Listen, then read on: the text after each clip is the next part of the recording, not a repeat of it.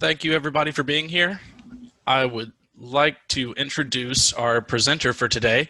We have the pleasure of having Jess Beutler, who is the Global Programs Manager with Humanitarian OpenStreetMap Team, or HOT, and she's been providing support for HOT field programs around the world and training GIS and managing field operations.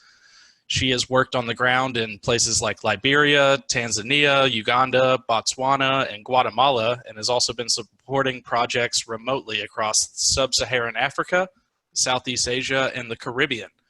So she's been doing a lot for humanitarian efforts around the globe, and we would love to welcome her. And with that, Jess, I will turn it over to you. Sounds good. Thanks for that introduction.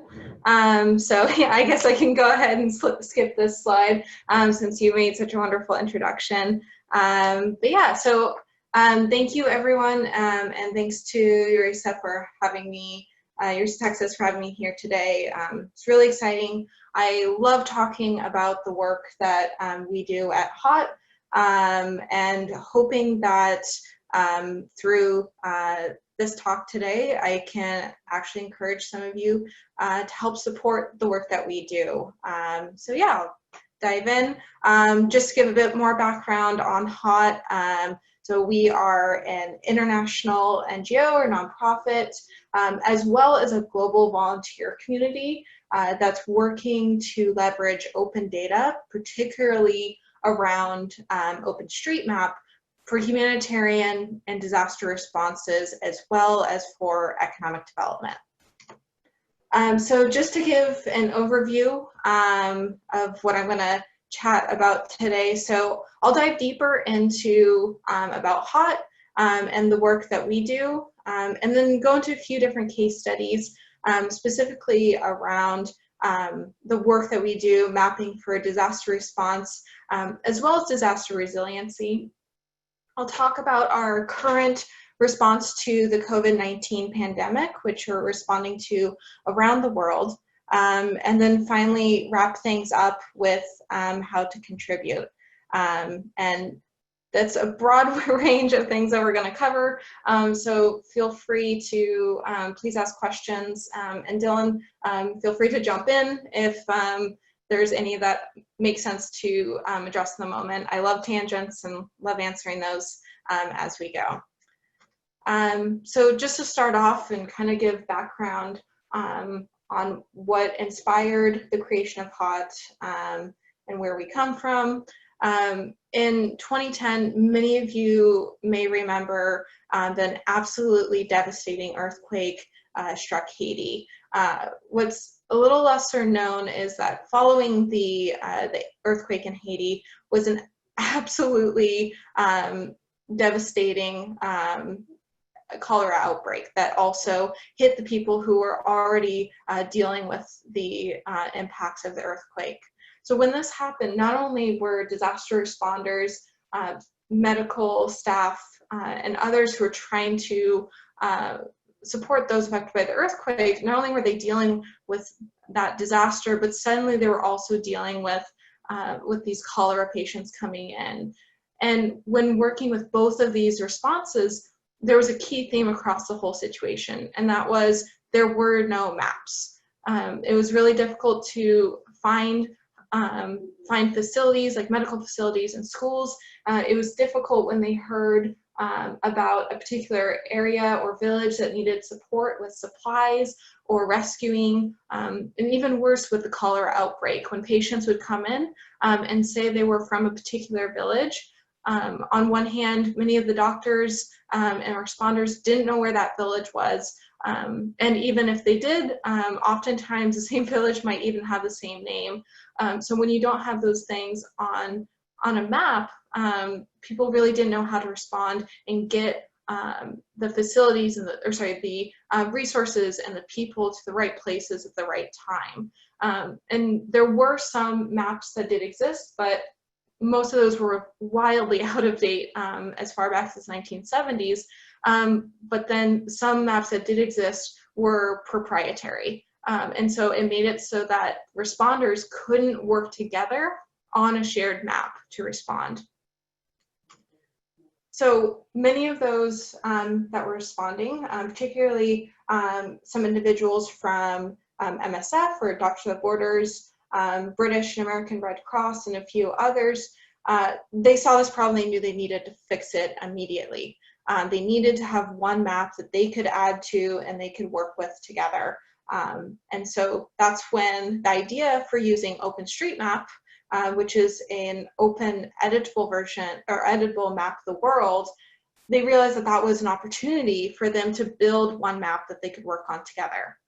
So the map we have here on the left is of Port-au-Prince, and this is what the map looked like in OpenStreetMap when they realized they could be using it for this purpose. Handful of roads, there's an airport strip, but really not much else.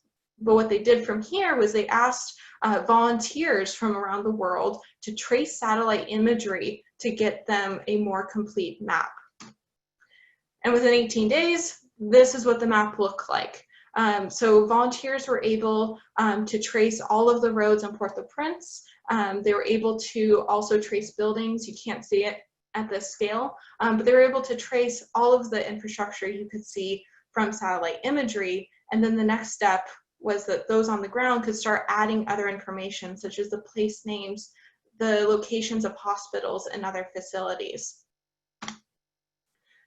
So out of this, those that were part of this effort, they realized that this wasn't a Haiti problem. This was a global problem. In fact, most places around the world that these teams were responding to, there was no map that existed.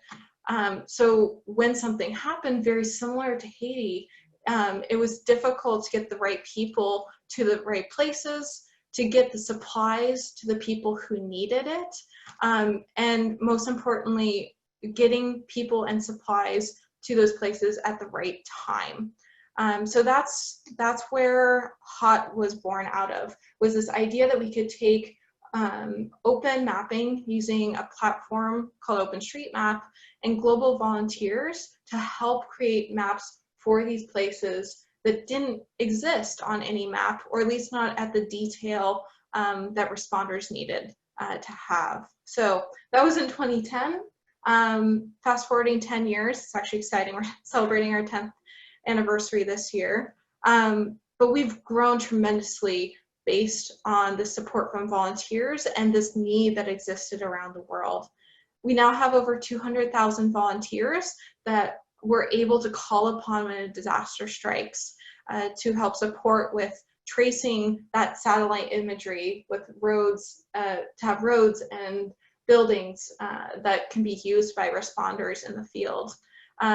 We don't just have that, but we also have now dedicated teams in offices around the world that are able to work at the granular level, adding that really important local knowledge to the map.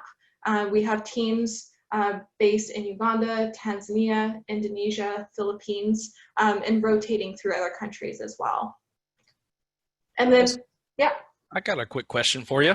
Go for it. With so many volunteers around the world, what is the workflow like to basically make the efforts so that they're not redundant and that people are being able to map as efficiently as possible? How does that play, like, in your role, I guess, as helping to train, or HOT's role in train and support communities with such a big volunteer base?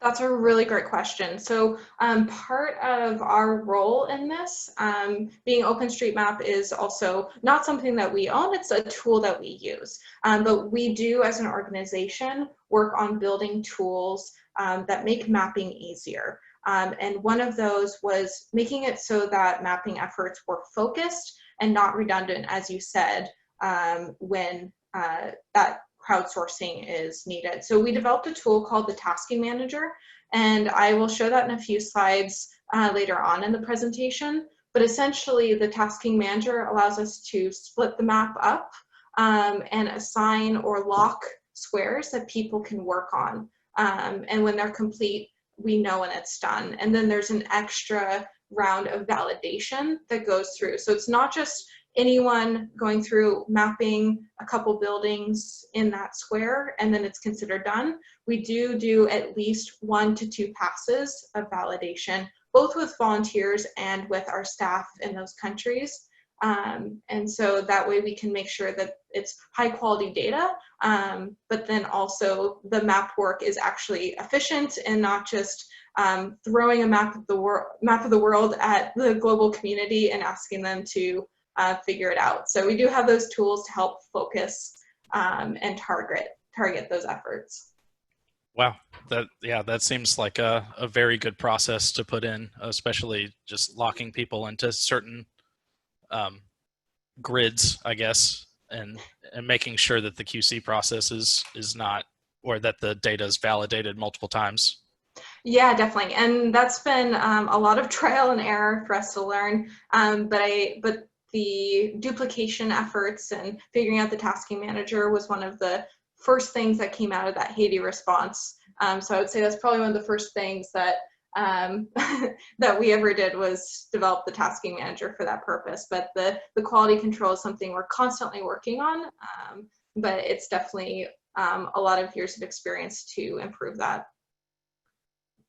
So yeah, I will move on. But yeah, just kind of finishing up this slide. Out of this work, we work with partners all over the world, including the Red Cross societies, Doctors Without Borders, as mentioned, but lots of local governments and other responding agencies around the world to make sure we're not just creating data that floats out in the cloud somewhere, but it's actually used and supports the work that's being done on the ground.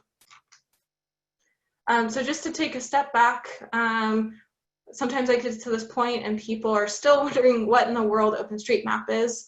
If you don't know, it's just an open platform that literally anyone in the world can edit. It allows them to add local information, but probably the most critical part of this, besides being open to anyone to edit, is that anyone can download and use the data.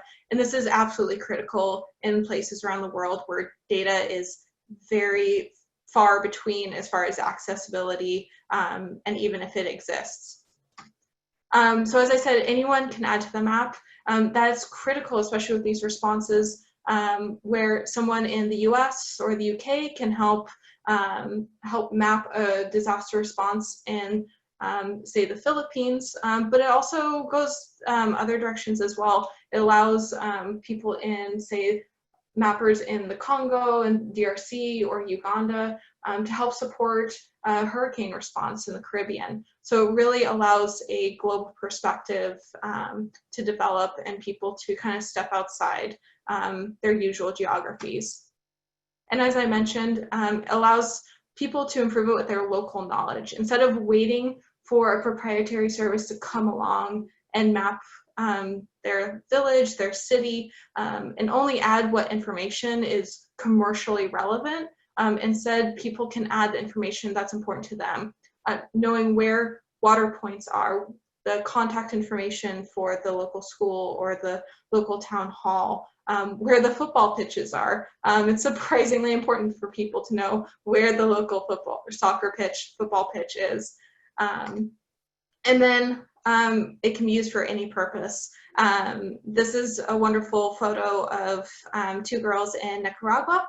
They were part of a project where the local OpenStreetMap community wanted to create a bus route map for their city, which was a bit crazy and chaotic, but they were able to do it because they were using open map data and through that community development. So as I said, how we've used this overall and most consistently is leveraging this crowdsourcing technology. So taking those 200,000 volunteers and having them trace buildings and roads over satellite data, and then we work to not only facilitate that remote mapping or digitization, but making sure it gets in the hands of the people that need it the most at the right time. So we work very consistently with these actors on the ground to make sure that the data is high quality and it's useful for the work that they need to do.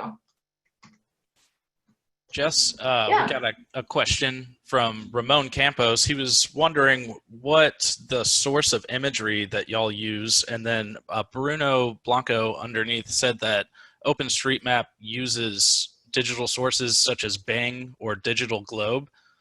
Do y'all use specific imagery that you gather yourselves, or do you just use imagery such as Bing or Digital Globe? That's a great question. And I will cover it a little bit, so I'll save some surprise for the end. It's not really a surprise, but we do mostly use Digital Globe and Bing, as those are imagery sources that those companies donate for use in OpenStreetMap. So they make that imagery available for open source use. And so we leverage that support that those companies provide. But sometimes we need other imagery.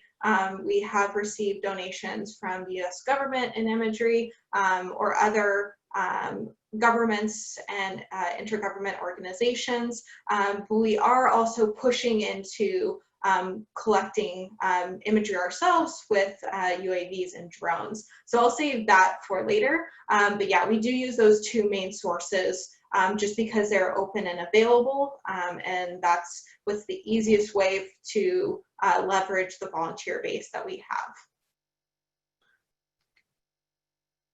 So yeah, so in addition to the remote mapping, we also do a lot of field work, on the ground work, and that's essentially not just getting this data into the hands of disaster responders, but going the next step with how we can use this data for various purposes. And that can range from these examples I have on the screen from a malaria elimination work.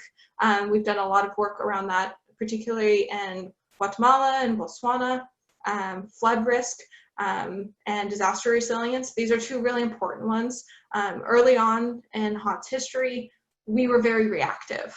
And then over the years, we realized that this data and these tools and these volunteers, this entire ecosystem doesn't necessarily need to be just response to disasters. Instead, we can use this in preparing communities for disaster and helping build that resilience so that when something happens, they're not just waiting the few days or weeks it takes for the global community to support, but instead those resources and skills are on the ground.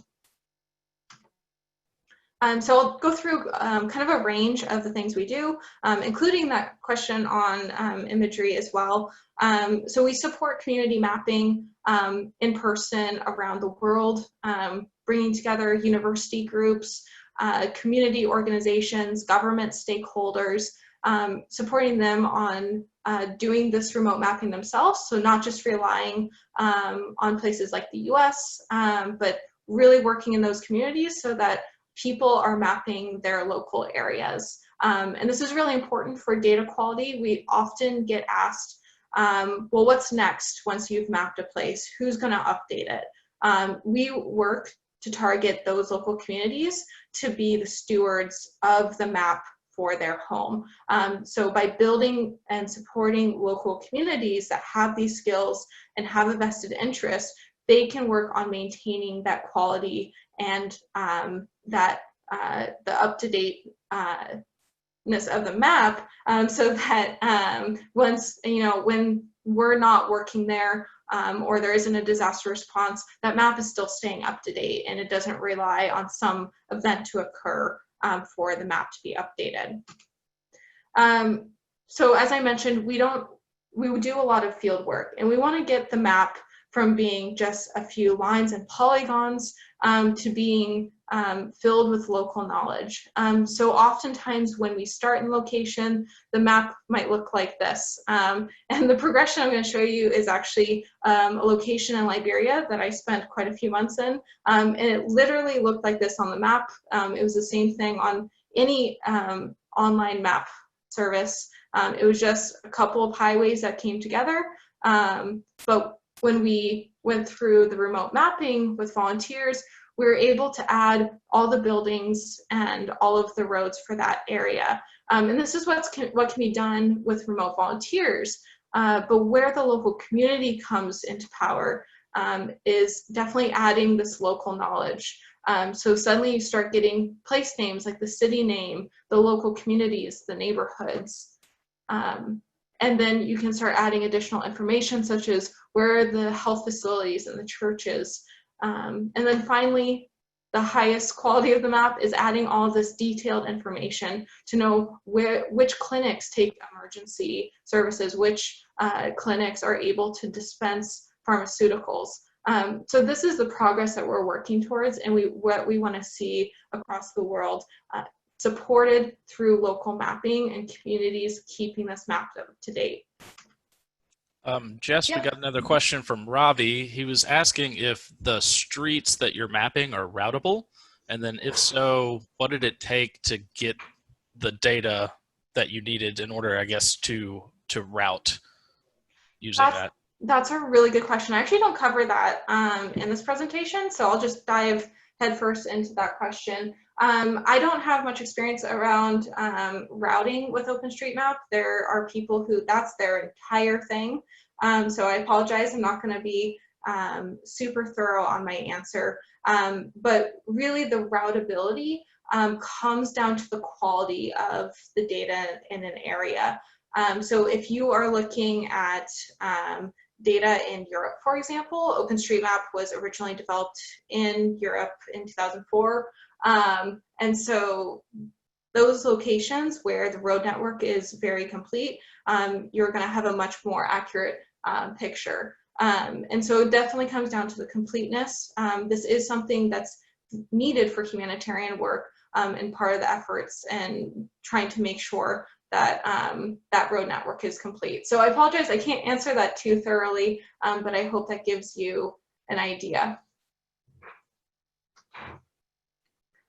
Okay, so I'm gonna keep jumping ahead. Why it's critical to have that additional information. Sorry, I'm jumping back and forth here, but that level 4 information, why that's necessary and why we want to get there. A good example is the work that we've done in Indonesia, where we've done critical infrastructure mapping across several major cities. And this is absolutely important for disaster response. And we work really closely with the National Disaster Response Agency in Indonesia. And this is providing them information such as where are all the evacuation centers. Going back to routing, actually, this has been critical for them developing evacuation routes within those cities for the sub-villages within those areas, and understanding how people can access those various services based on those road networks as well. So it's not just the buildings and the roads here, it's really understanding those important details. Right now, actually, our team is doing mapping efforts to map all of the available water points across Jakarta so that the government has a better understanding of the COVID response and sanitation. So that's kind of the deeper level of data that can be gathered by having local community members with the skills and knowledge to be adding to OpenStreetMap. And then also there is the level of participatory mapping that is at the core of all of the work that we do, making sure that local people are involved and have a seat at the table when it comes to this work. So for example, in Tanzania, we've done a lot of flood risk work there over the years since about 2015. And that means going into local communities and asking for their knowledge on where has your house flooded in the past year, of the 2 years, past 3 years, and being able to develop participatory maps and information that can be used for urban planning and disaster preparedness with that local knowledge. So ultimately, whether we're just adding buildings and roads that are helpful for those evacuation routes, to that flood risk data, which can be used both at a local level and international level for deeper analysis. Ultimately, at the end of the day, we want to make sure that this data is valuable for decision making, but not just available, it's actually used. So we do a lot of advocacy work in these locations to support its use. And that also comes in the form of training and constant interaction with various stakeholders. A great example of how this data can be used for these informed decision makings is around a malaria elimination, which I've done a lot of work in the past few years. So how OpenStreetMap data is being used in this field. When teams are going out and spraying for malaria elimination, they need to hit 80% of the buildings in a village. But up until now, too often, people who are providing these interventions, whether it's a spraying or bed net distribution, they were often only getting to the houses that were along the road, or they might not realize that there's another 20 houses behind a patch of trees. And what that leads to is incomplete coverage, and malaria will continue to come back year after year despite these interventions. So in Botswana and Guatemala, having OpenStreetMap data allows them to know exactly how many buildings are in these target areas and able to confirm that they're reaching them correctly and able to do checkups. So that's just one example of how it's being used for decision making. And finally, the last thing I wanted to come to here on just the wide breadth of work we do. As I mentioned, we are jumping into aerial imagery and collecting that ourselves. For years and years, and we still do rely on companies like Maxar and Digital Globe for those services. But even though we're extremely grateful for having that, there's no guarantee that the imagery in the areas we need is going to be of a quality enough to be able to map the area. Oftentimes I've come across imagery that's so pixelated I can't tell the difference between the buildings on the map, which is really important for when we're tracing these buildings and roads and responses. So having UAV and drone capacity locally and within our organization, that allows us to collect imagery for the areas we need it, but also it allows for imagery to be collected whenever and wherever it's needed. So for example, the imagery you see here was collected during a flood event in Liberia. And we wouldn't have been able to capture this or control for it if we were just relying on satellite imagery. But it's also really important to note that we are building this capacity locally. We have an amazing team in Tanzania that are becoming the regional experts for drone work and collecting aerial imagery, and we're working on developing that capacity in other countries as well. It's really critical to have that capacity locally, so it's not just outside organizations coming from rich countries and being flown in to collect this information and leave. It helps build so much capacity and local economic strength by having that skill set in these regions and with local community organizations. So before I go on, oh yeah, I was just going to open. One more question here from Bruno. He's saying, is the UAS imagery that you are collecting accessible for other organizations, or is that imagery just for your own base maps? Great question. Absolutely critical thing that I completely forgot to mention. So thank you for that question. We host a service called Open Aerial Map. Any imagery that we collect through our projects does go up to Open Aerial Map. But even better, anyone can add their imagery to Open Aerial Map. It's an open source site that anyone can add to, anyone can use. It allows for web TMS and TMS links, so you can pull that into QGIS or other services as well.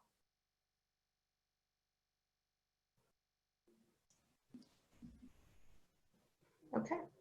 Any other ones?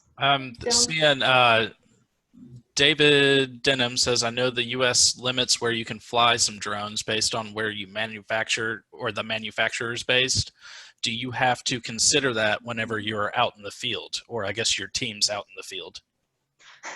Yeah, regulations in other countries is really, it's really local and dependent on that country.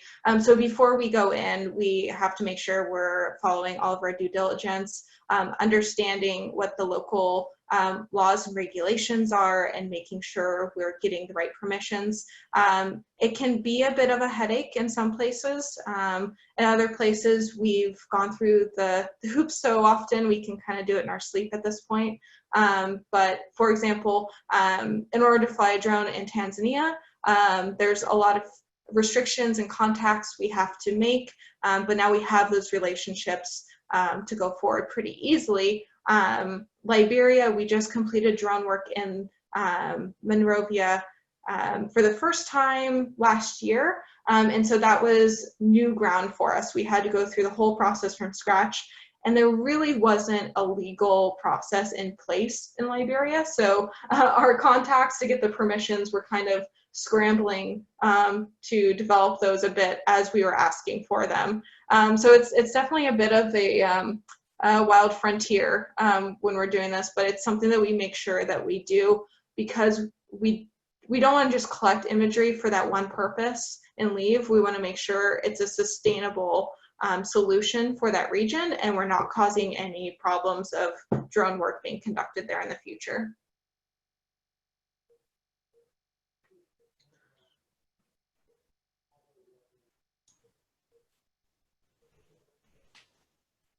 Okay, I'll move on. So I'm just going to go over a quick case study on how we've responded to disasters and what this looks like from a volunteer and end user perspective. Just one example. So in 2017, Hurricane Maria hit Puerto Rico, and when Hurricane Maria hit, despite Puerto Rico being a part of the US, many organizations, including FEMA, realized that the maps that existed were wildly out of date. And so, which is absolutely devastating when the response was needed on the ground. So we were approached and asked to activate our volunteer community. And the GIF that you're seeing here is what that looked like for a particular part of the island over 2 months. So you can see the buildings and the roads being added to the map over time as volunteers are contributing. So what this looks like, and as alluded to earlier in the presentation, volunteers use what we call our tasking manager. And so we're able to assign an area that we split up into grids. And I apologize, this shows Guatemala, not Puerto Rico, but you'll just have to imagine with me here. So users select a square, and that allows them to lock the task and start mapping. And they go in and trace what they see in the satellite imagery. And that's essentially the whole process, and is really simple and easy for anyone to learn.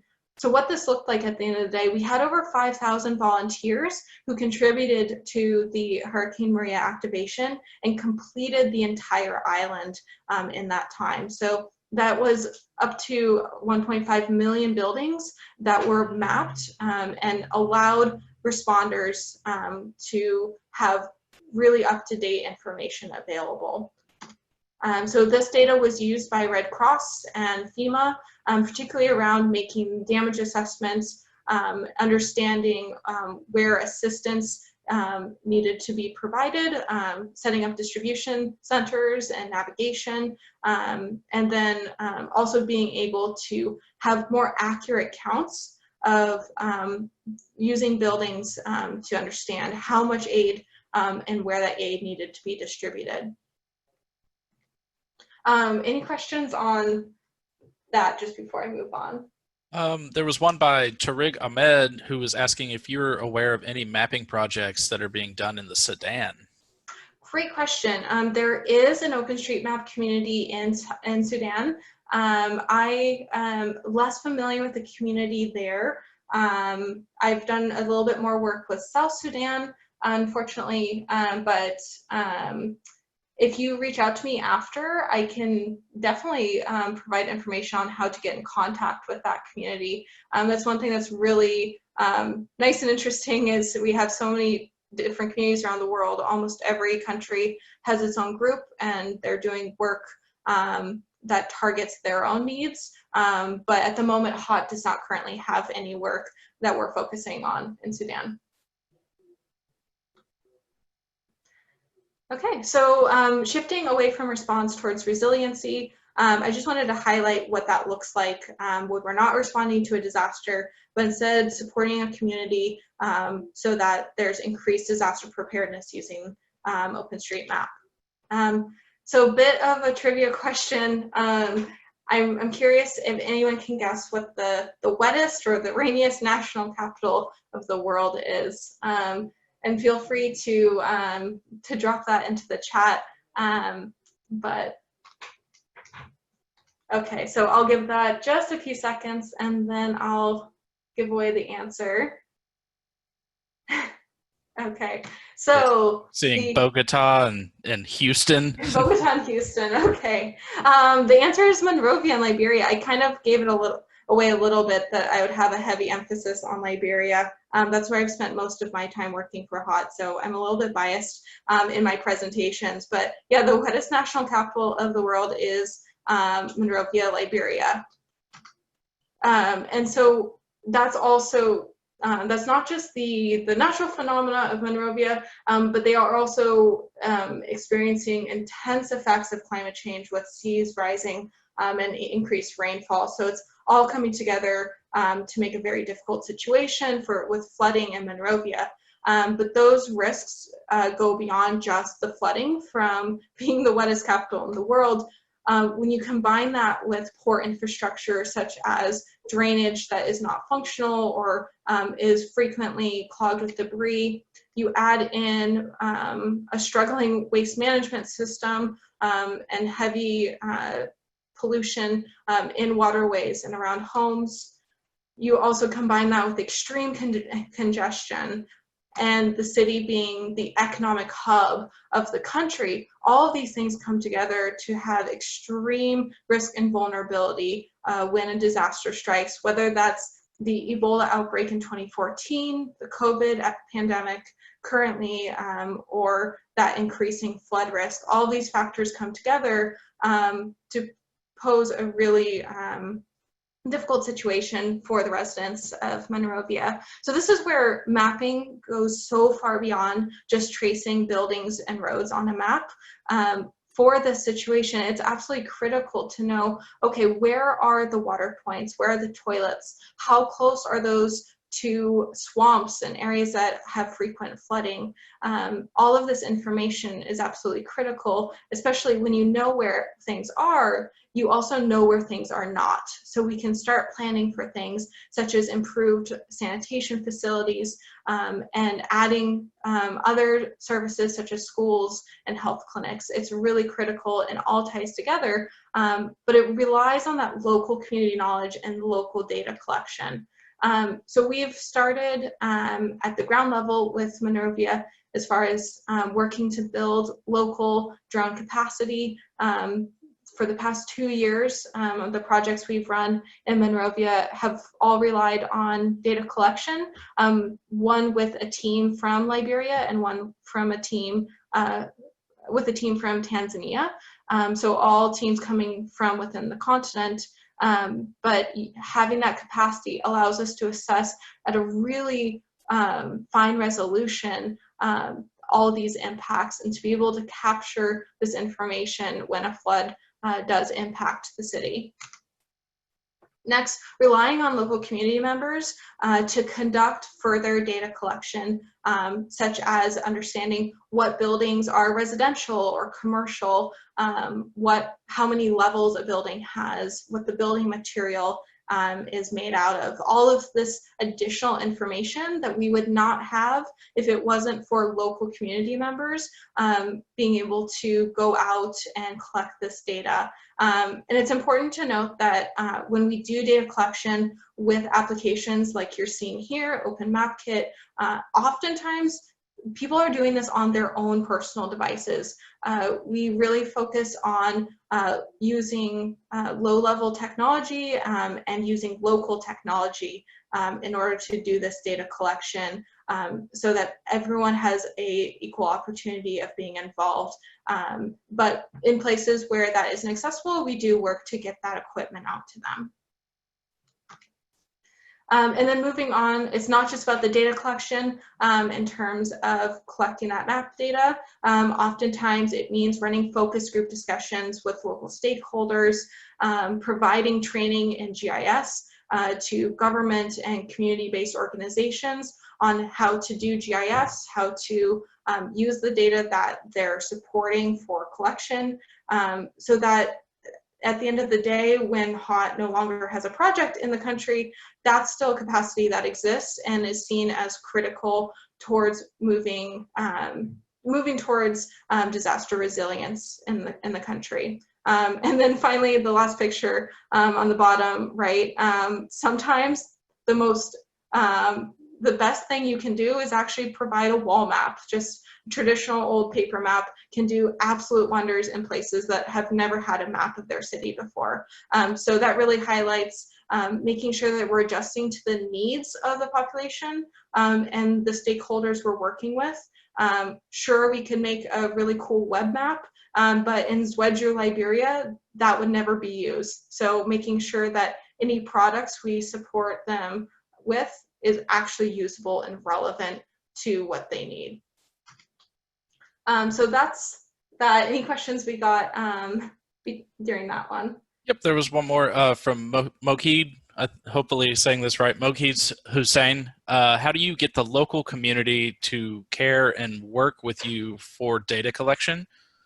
And then I would also add to that, whenever y'all leave, do you keep in contact and go back and continue training, or how does that work in? Yeah, definitely. I'm gonna address your question first and then come back to Mohit's.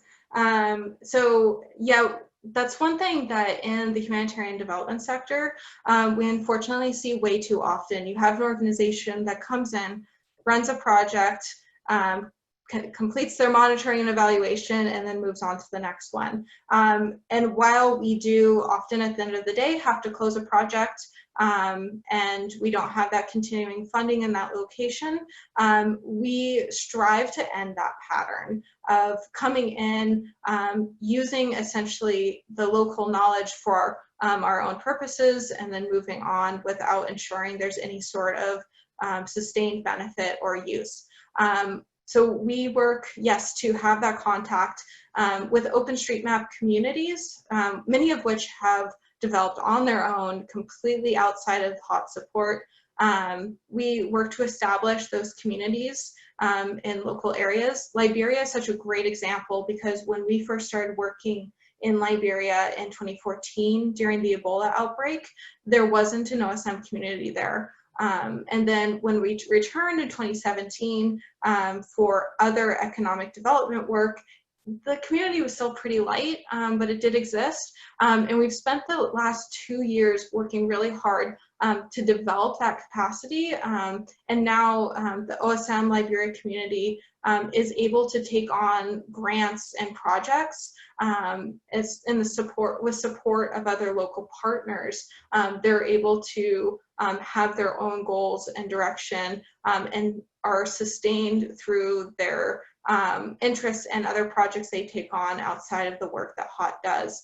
So that's just a great example, but we really work to make sure that that does continue and that we're providing long-term support through trainings and other opportunities such as micro grants. But it really comes down to making sure that we're providing training to a wide breadth of people, not necessarily just the people that are needed to complete the project. For example, the project I ran in 2017 really wanted to focus on government stakeholders, but we made sure to also include university students in all the trainings we provided so that we could help grow that interest and also help with job and skill development. So this is something that's been quite successful in quite a few countries, and some organizations that have sprung out of the work we've done locally are now taking on big projects and grants from multilaterals like the World Bank. So that's kind of our achievements there. But looking more to the question of how do you get the local community to care, it's really making sure that they're involved from the absolute beginning of the process. Oftentimes we'll have donors come to us and say they want this type of information to be collected for this purpose. So for example, they might want to know where all the water points are in a refugee camp so they can conduct analysis to get better funding. But we really advocate and make sure that before starting that project, we are seeking out local stakeholders, asking them how we should be running the project, what data we should be collecting. So while we might be collecting the water points for that donor, we've learned through the process that the local community really needs to know where the educational facilities, where the schools are, so they can better advocate for having more in their local area. So we work that into the project, and that's been absolutely critical, having that community involvement and making sure that they're a voice in the project design and development is really important. And it's usually those OpenStreetMap communities are with us from the very beginning, helping facilitate that process. And it does take a bit more work in places where an OpenStreetMap community doesn't exist, but that just requires us to be flexible and adaptable in the field to making sure that we're responding to those community needs. But then probably the biggest thing is that when we're collecting data, it's not me and a bunch of other people from the US going and collecting data. It's training local people to collect data in their own localities. The best example is the refugee work we do in northern Uganda.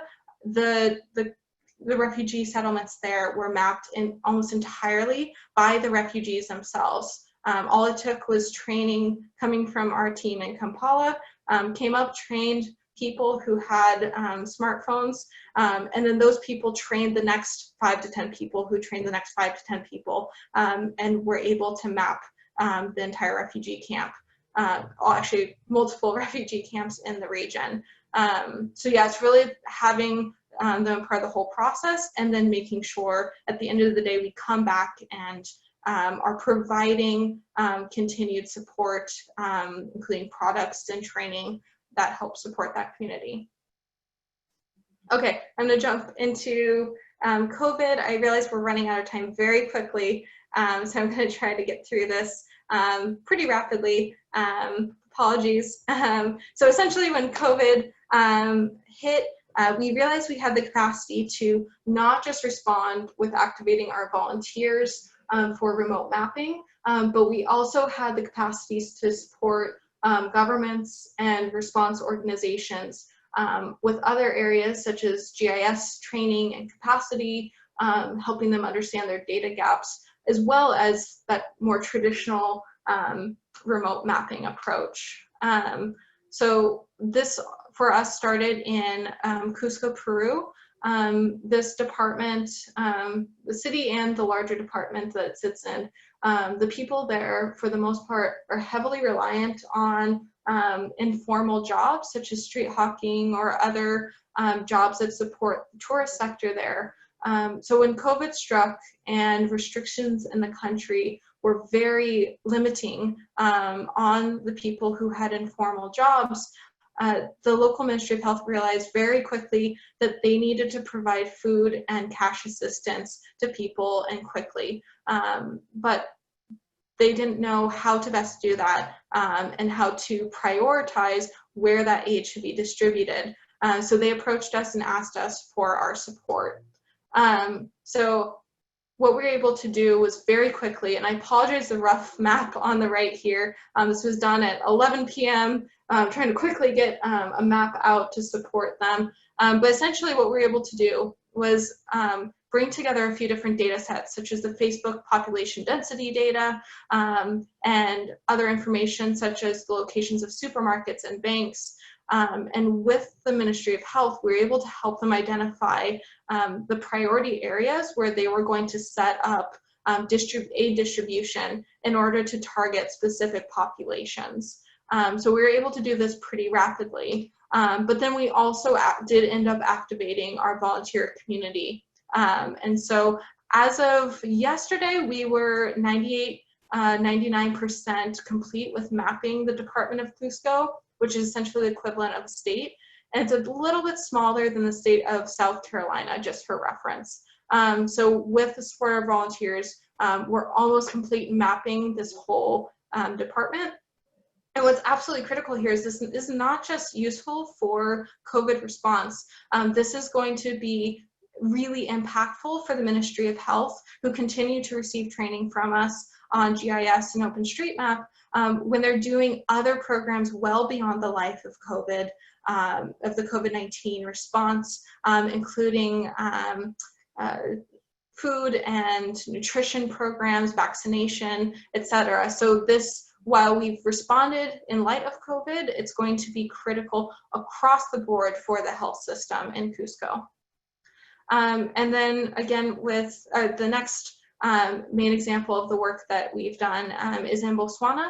We were approached by the Institute of Geomatics there, who's supporting the government with dashboards and tracking COVID, so that they asked us to provide support on completing the base map, as they were already using OpenStreetMap for their dashboard. And similar to what I was talking about with Peru, Botswana faces several ongoing health crises, including malaria and HIV/AIDS, that are in these programs, some of which are already using OpenStreetMap in their field programs. So this is going to be helpful not just for this response, but for fighting those crises as well. So just a snapshot of what that dashboard looks like. For this response, it's not just creating a pretty dashboard, but what that means is an actual aid and assistance path. This data is also being used to help make sure that distribution of aid and support is reaching the right people at the right time. And the awesome news out of this, we realized we had the capacity to not just map Gaborone and the other cities, main cities in Botswana, but we could map the entire country. And we are almost there. As of yesterday, we were almost at 73% completion just with volunteer support in 3 months. And I expect we're going to complete the entire country with our COVID response in the coming weeks. We're also providing rapid response grants. Going back to that community angle, there were tons of communities around the world, OpenStreetMap and other local communities, who knew they could respond. They had the technology, they had the relationships with their local government or other actors. They were just missing a bit of funding to do the work. And so that's how we've responded. We're providing microgrants in locations such as Uganda and Kenya. The picture on the right is just a picture of the Uganda-Kenya border, where the trucks moving in and out of the country are stuck with sanitation protocols and other entry protocols. So the team in Uganda that received a microgrant is going to be working on understanding these border crossings. So that's just an example. So we're currently supporting responses across 15 countries, but we have in our pipeline potentially up to 25 or more countries that we are likely to support before the end of the year in using OpenStreetMap for their national responses. So I wanted to make sure to get this section in, is how you can be a part of all of this. So we have a really audacious plan for the next 5 years. And the amazing part is we know we can get there. And so by 2025, it is our goal to have mapped an area home to 1 billion people. A lot of, it's really hard to comprehend, but 1 billion people are not on any map. Their homes, their villages, their towns might not exist anywhere. So when a disaster occurs or an outbreak occurs, knowing that they're in need or how we can get aid to them is critical. And we know that in the next 5 years, we will have mapped the area home to that 1 billion people. What we do need is 1 million volunteers to get there. As I've said a couple times during this presentation, we've grown our community to 200,000 in the past 10 years. We're going to get to 1 million in the next 5, but we need people like you to support us with that. So please, definitely, if you're interested, it would be every building that's traced makes a difference. And I hope that you're all able to try and contribute to OpenStreetMap, and just know that literally every building traced does make a difference. So we definitely need your support. So how you can do that, you can go directly to our tasking manager. So that's tasks.hotosm.org. And through our tasking manager, you can sign up, as well as set up an OpenStreetMap account. And then you can start contributing to tasks. So as this animation shows, we have quite a number of tasks that are COVID related, but we also have plenty of others, such as focusing on supporting education for girls in India, and other ongoing programs as well. Hurricane season has officially started, so that's also likely going to be a focus of tasks in the upcoming months. So yeah, it's pretty simple. Once you've signed up, it's pretty simple to start mapping, select a square, and just, yeah, if you can just get one building done at the end of the day, that is an immense contribution to our humanitarian efforts. And then another way you can contribute, we support an app called MapSwipe, and that directly feeds into the mapping work we do and makes it a lot easier and more efficient for us to map, and that can be done directly from your mobile phone, Android or iOS. And then finally, I wanted to mention something we aren't directly managing, but we support wholeheartedly, is YouthMappers, which if there are any students on the call, or actually any faculty as well, anyone involved with a college or university, YouthMappers is a wonderful program supported by USAID with over 200 chapters across 50 countries. This map here is just focusing on North and Central America, but those chapters exist all over the world, and it's just bringing together students and faculty to help missions like ours to do volunteer mapping and support a lot of our causes as well. I did highlight 2 Texas universities that have chapters, Texas Tech and University of North Texas. Texas Tech is actually one of the co-founding chapters of the program.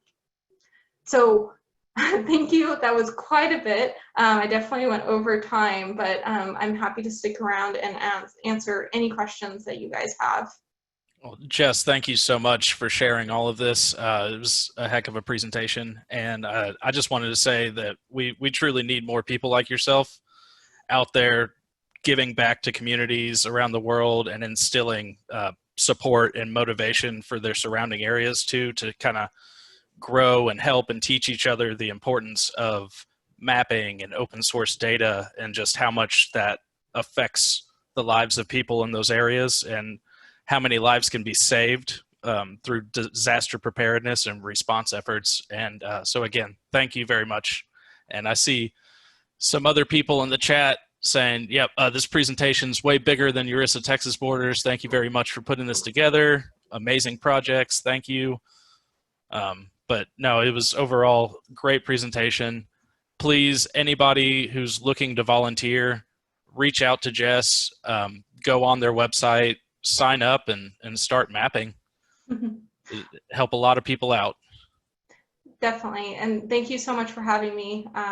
It's always wonderful to be able to share the work we do and hopefully inspire more people to support the cause. Oh, definitely. And does anybody else have any other questions? If so, we can stay on for just a little bit longer here. Someone was saying, can you share the website link in the chat? Let me get to the chat. Still I can definitely do that. Tasks. Yeah, I'll send the link to our mapping platform, the tasking manager.